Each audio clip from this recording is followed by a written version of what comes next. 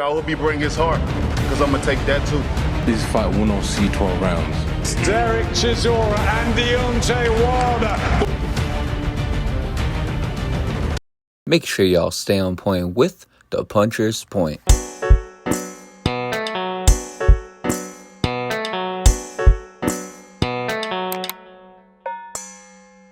What is good, y'all? Welcome back to the Puncher's Point.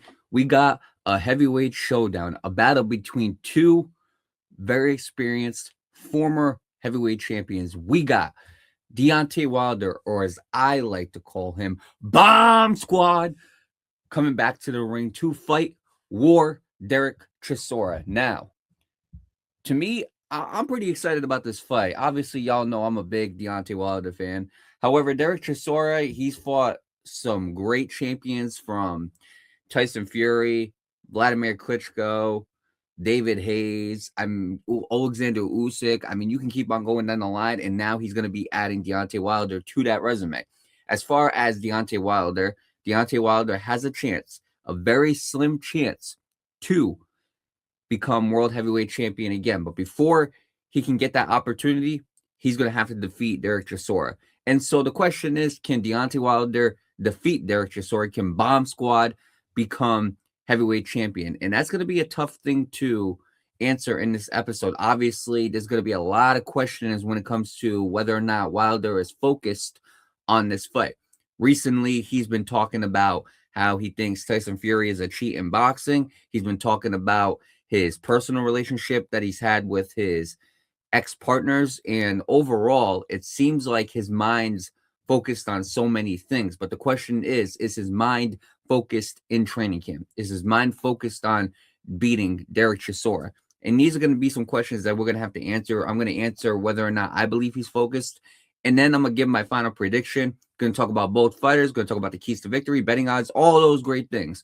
But without further ado, let's start off with the Bronze Bomber, Deontay Wilder. Now, as far as Deontay Wilder, here's what I will say. The first key to victory that I had for Deontay Wilder, I mean, it's the most obvious, crazy power. We're talking about one of the strongest punchers in heavyweight boxing history. I mean, he's right up there with Mike Tyson and George Foreman, in my opinion. Deontay Wilder, regardless of how old he is, that power is still a problem. That power is going to make anybody's night difficult. And I don't care if he's 40, 50 years old, that power is still going to remain. And I feel like Derek Chisora is going to have to be very careful on how he picks his punches. He's going to have to be very careful on the opportunities that he picks when he goes in there and he fights Deontay Wilder.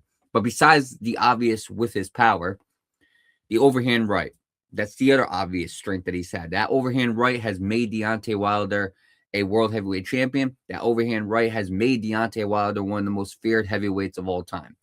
And that overhand right has always been a tool for Deontay Wilder. It's always been the tool for Deontay Wilder. It's always been the punch that he has tried to set up. It's always been the punch that he's used to finish opponents. And I don't see it being a punch that he's going to shy away from in this fight. His reach. Deontay Wilder, he's a tall guy. And I mean, besides Tyson Fury, Deontay Wilder has used that reach perfectly. Obviously, he's fought so many tall opponents like Zhilei Zhang, Robert Helenius. You know, he's fought some big guys, Luis Ortiz.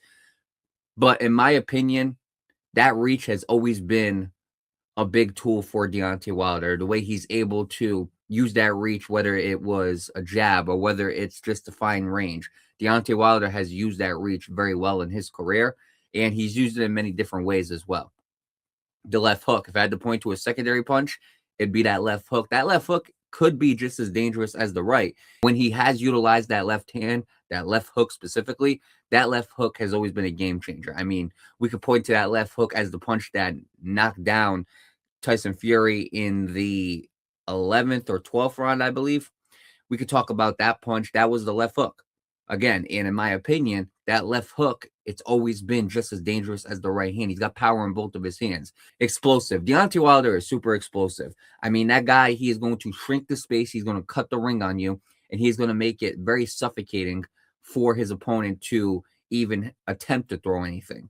I mean, we've seen what he did with Stefan. We've seen what he did with so many opponents before, how he's able to put them in a corner, how he's able to go in there and just burst right out the gate and overwhelm his opponents with the pressure and the power. He's a good counterpuncher. I think that's one of the most underrated things about Deontay Wilder. It's one of the tools and the strengths that people don't talk about when it comes to Deontay Wilder.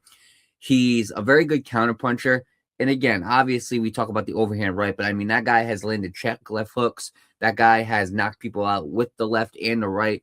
And I do believe that he is a very good counterpuncher. I know he's a very good counterpuncher. It's just a matter of when he's on his game versus when he's not. And in my opinion, when he's on his game, he is a very good counterpuncher. I do put him up there with a lot of the defensive fighters in heavyweight boxing. I'm not saying he is a defensive fighter before y'all get on my back, but I am saying his counterpunching ability, it definitely is a strength. I mean, go look at his last fight with Tyrrell Herndon. And obviously, people are going to say that that wasn't a big opponent for him. And I agree. It wasn't the best opponent for Deontay Wilder as far as building legitimacy. However, Deontay Wilder showed his counterpunching on display. He showed it against Spitzka. He showed it against Brazil. Again, these are guys that he showed it against. And I do believe that Deontay Wilder has been a very good counterpuncher throughout his career. He's got a good jab when he uses it. A lot of opponents he's fought, the jab incorporates with the range. A lot of the opponents he's fought, they've been shorter than him. They've been bigger, but they've been shorter as well. And they all seem to fall behind that jab. When he utilizes that jab, he does a very good job of keeping his opponent behind that punch. And that leads to the overhand right. That leads to maybe a left hook. That leads to him just attacking his opponents and bursting through. A lot of the keys that he has, it starts off with that jab. He utilizes the ring very well. Again, whether he wants to fight on the outside or the inside, Deontay Wilder is going to figure out how to fight his fight. He's got good movement. And again, I think that's something that he's generated later on in his career than earlier. You see, it's not that he didn't have any movement earlier in his career, because he did. Movement has always been a strength for Deontay Wilder. But recently, Deontay Wilder has been focusing on using that movement, cutting those angles, setting up punches, setting up traps, and doing all those types of things. And then last but not least, he's very good at throwing feints. He's very good at making it look like he's throwing one punch and then coming straight with that overhand right. That overhand right usually gets set up by a feint, and I do believe that he's going to use that punch in this fight. And so, what are the weaknesses for Deontay Wilder? Well, first weakness, the jab. Just like he's very good with his jab, he tends to fall behind a lot of people's jabs. And I think that he reacts too much to that jab. Again, if you go and look at those fights, when he gets hit with the jab, it's almost like he's shocked. It's almost like he's trying to shake it off. It seems like he stays behind that jab, and I do believe that that is one of the biggest weaknesses for Deontay Wilder, staying behind that jab. The other weakness that he has is he falls for feints and twitches. Look, I've seen all three fights that he had with Tyson Fury, and the one thing that continuously pissed me off, the one thing that continuously annoyed me when it came to Deontay Wilder was stop falling for the feints or stop falling for the twitches. Tyson Fury, he'd box and he'd do like something like this, and Deontay Wilder's opening up his guard, he's reacting to it, and I'm looking there and I'm like, he's not throwing nothing, so stop reacting to it. He reacts too early to the jab and to the feints and the twitches, and I do believe that's where his downfall comes into play. That's how his opponents are able to suffocate him.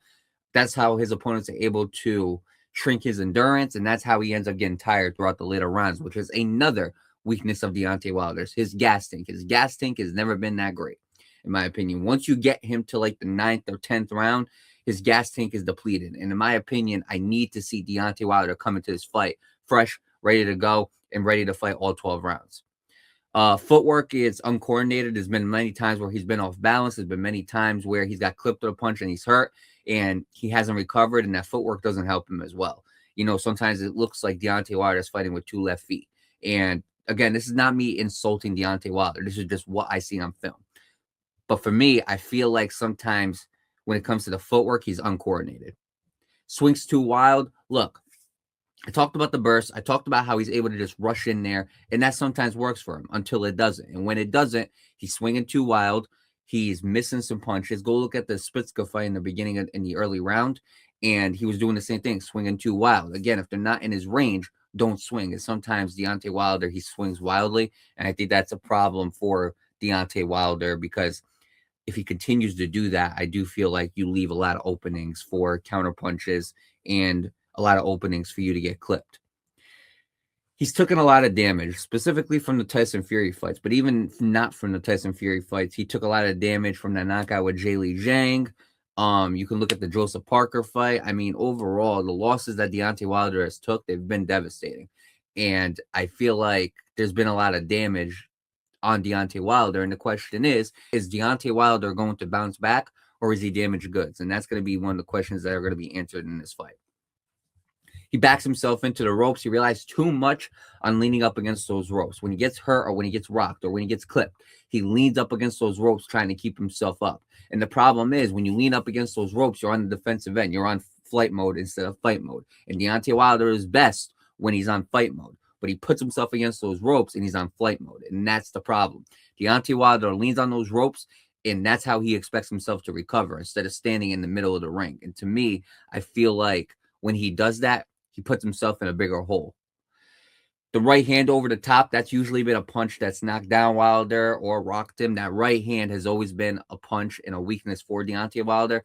And I think it's a punch that Derek Chisora is going to try to take advantage of in this fight. So as far as the strengths and weaknesses, that's the strengths and the weaknesses for Deontay Wilder.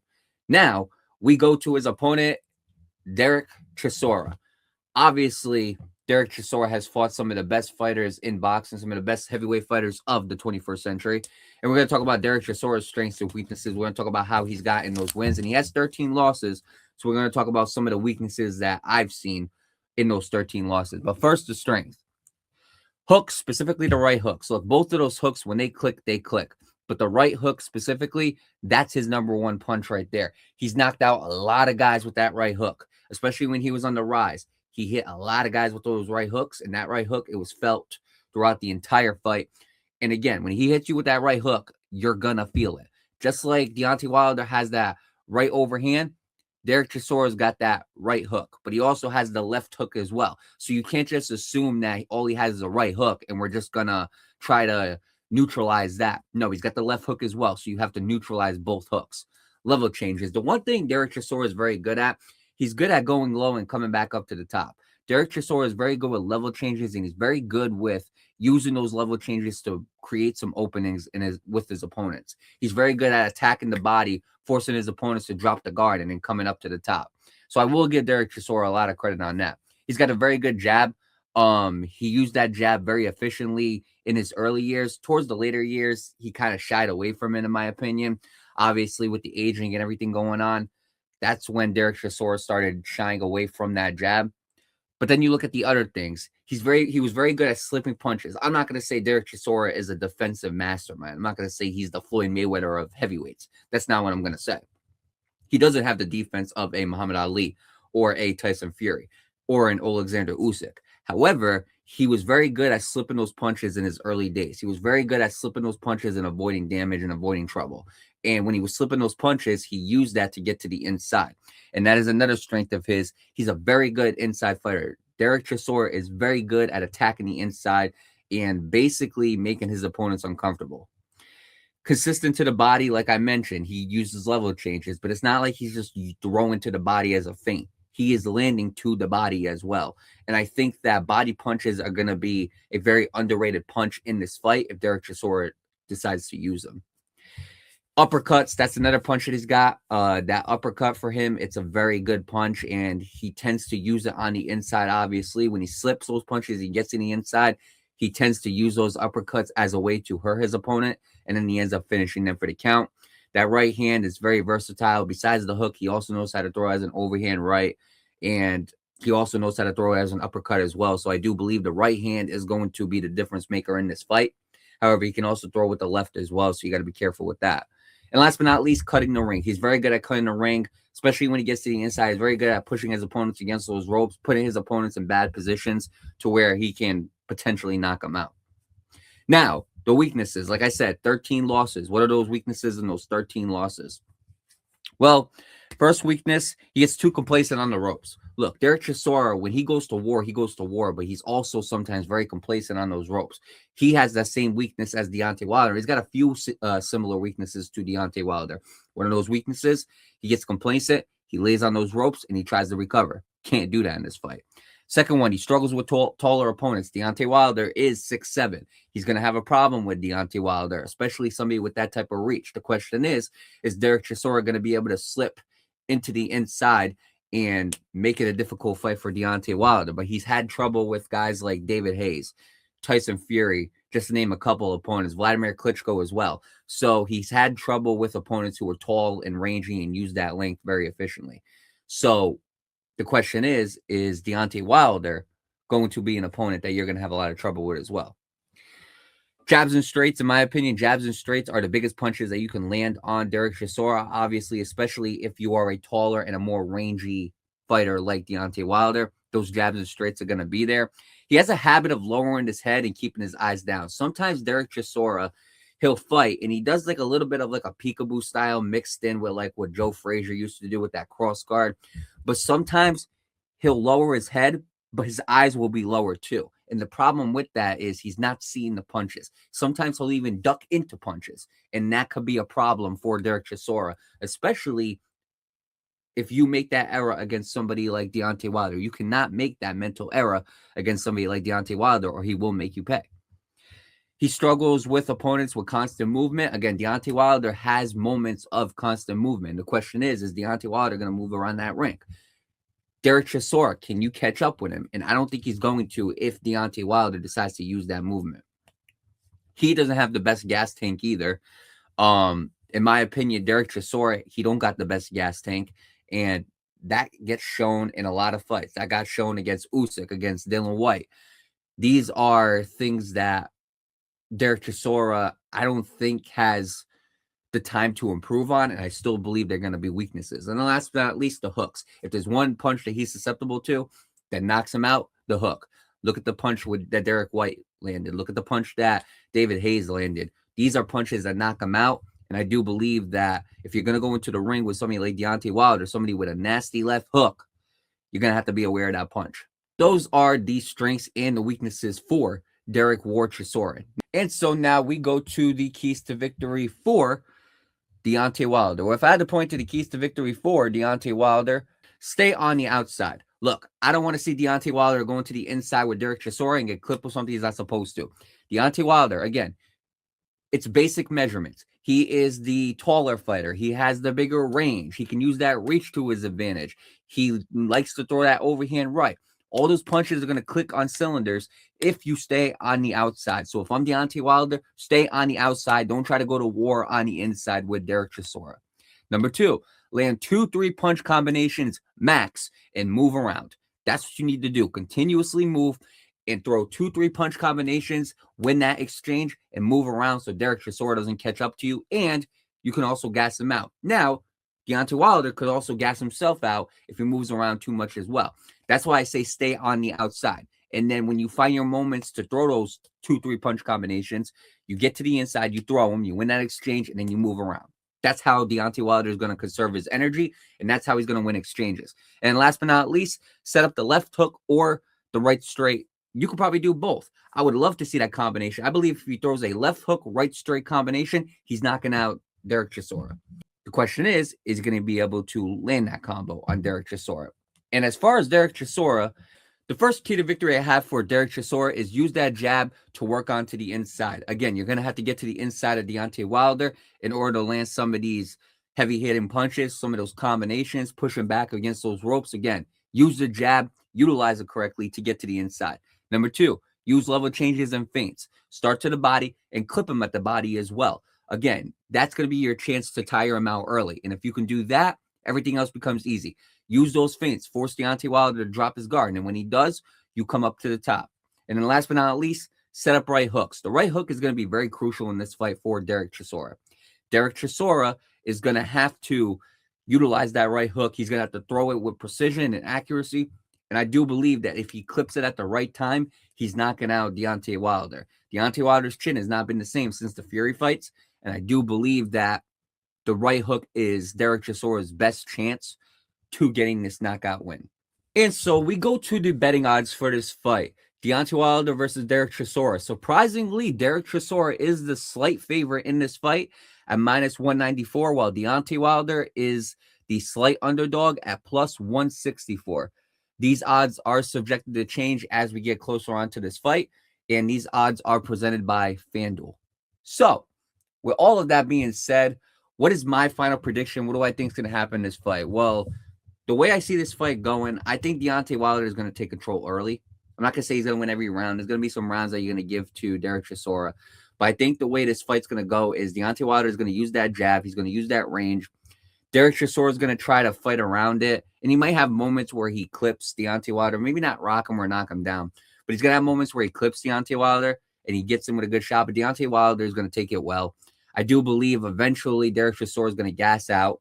He's going to get tired. You know, Deontay Wilder jabbing him might end up causing some swelling or a cut on Derek Chisora's eye. I believe Deontay Wilder is going to stick to it. Derek Chisora is going to fade later on those rounds. And I believe by round 9, I think Deontay Wilder is going to win by a doctor's stoppage. I could honestly see Deontay Wilder going in there and just jabbing all night, maybe throwing an overhand right. Derek Chisora takes it well. Again, cut, swollen eye, whatever the case might be. The doctor's going to come in, step in, look at the eye, be like, Derek Chisora can't fight no more. And the doctor's going to wave it off. Deontay Wilder by 9th round TKO.